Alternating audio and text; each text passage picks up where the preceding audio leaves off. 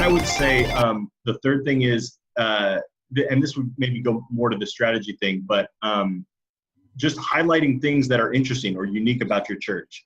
And so I kind of want to start to get into letting people see. I don't think because we meet in a middle school, we're a mobile church, our church packs up and is first each week, which is really awesome because we're a volunteer heavy church, which our people really like. We always make the joke that don't let them go to another church and find out that volunteering is not normal.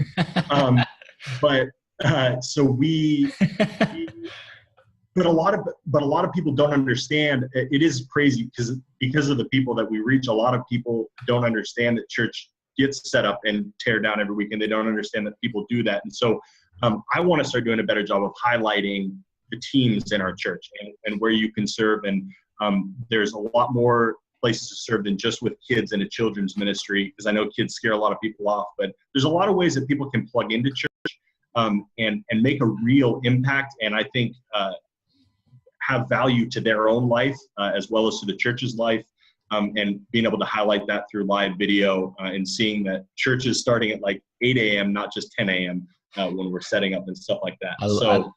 I love that. I think that's such a good, so just doing it, just trying it in some small batches, which is great, especially when you could just do it on your personal. I mean, that's probably like a really good way to learn some of the ins and out. And then making sure that you're just, I think that's such a wise point of making sure you're capturing just snippets and that you have really that you make sure that any senior leader is aware of what you're doing in the service. Because I do know, like we've ran into this where capturing even the community sometimes, if you're going around and like doing people's faces, some people don't want to be on camera. And if you're volunteering, like the stage is one thing, but if you're turning around and people are singing and you're putting that on, you just have to be aware of that stuff. Yeah. So just making sure your leadership's kind of got your back. Like, hey, by the way, I'm going to be testing this out.